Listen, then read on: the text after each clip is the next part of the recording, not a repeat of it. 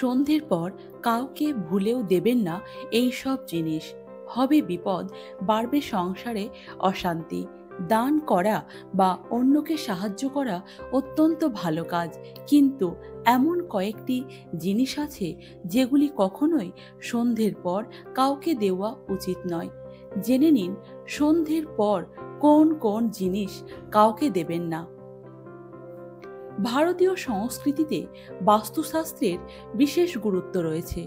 বাড়ি কিভাবে বানাবেন এবং বাড়ির কোথায় কি রাখবেন তার উল্লেখ রয়েছে বাস্তুশাস্ত্রে। আমাদের দৈনন্দিন জীবনের সাথেই জড়িত আছে বাস্তুশাস্ত্র। সঠিক বাস্তু আমাদের জীবনের নেগেটিভ এনার্জির প্রভাব কমিয়ে পজিটিভ এনার্জি বাড়ায়। বাস্তু অনুসারে সন্ধ্যের পর কয়েকটি জিনিস কাউকে দেওয়া ঠিক নয়।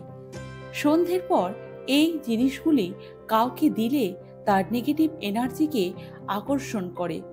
জেনে নিন সন্ধ্যের পর কোন কোন জিনিস দিলে সেটি আমাদের জীবনের দুর্ভাগ্য ও দুর্দশা ডেকে আনে। সন্ধ্যাবেলা বা সন্ধ্যাকাল হলো এমন একটি সময় যখন দিন শেষ হয়ে রাত শুরু হচ্ছে। এই সময় অশুভ শক্তি সক্রিয় হয়ে ওঠে। এই কারণে ভারতীয় সংস্কৃতিতে সন্ধ্যাবেলা বাড়িতে প্রদীপ জ্বালিয়ে ও শাক বাজিয়ে সন্ধে দেওয়ার রীতি প্রচলিত রয়েছে। মনে করা হয় এর ফলে অশুভ শক্তি দূরে যায়। এই সময় কাউকে কিছু দিলে পজিটিভ এনার্জি কমে আসে। সন্ধ্যাবেলা কি কি দেবেন না? নুন। শাস্ত্র অনুসারে নুন হল মা লক্ষ্মীর প্রতীক।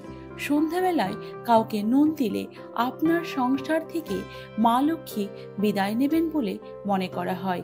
এর ফলে সংসারে অভাব ও অশান্তি বাড়ে। তাই কাউকে নুন দিতে হলে তা সন্ধ্যের আগেই দিন এবং নুনের বদলে সামান্য হলেও কিছু অর্থ নিন। টাকা। সন্ধ্যের পর কখনোই কাউকে টাকা দেওয়া উচিত নয়। যদি সন্ধ্যের পর কেউ কাউকে টাকা দেয় তাহলে সংসারে অর্থাভাব দেখা দিতে পারে। সন্ধ্যের পর কাউকে টাকা দিলে মা লক্ষ্মী রুষ্ট হন। দুধ। বাস্তুশাস্ত্রে দুধ হলো শুভ শক্তির প্রতীক। তাই সন্ধ্যের পর কাউকে দুধ দিলে সংসারে নেগেটিভ এনার্জি বাড়ে। অশুভ শক্তির প্রভাবে সংসারে অসুখ ও অশান্তি বাড়ে। আরও যা দেবেন না, তেল ও ঘি। তেল ও ঘি সন্ধ্যের পর কাউকে দিতে নেই, না হলে সংসারে নিরাপত্তা বিঘ্নিত হতে পারে। প্রদীপ ও মোমবাতি। প্রদীপ ও মোমবাতি আলো ও শুভ শক্তির প্রতীক। সন্ধ্যের পর এগুলি কাউকে দিলে আপনার সংসারে অন্ধকার ও দুর্ভাগ্যের ছায়া নেমে আসে। ঝাঁটা।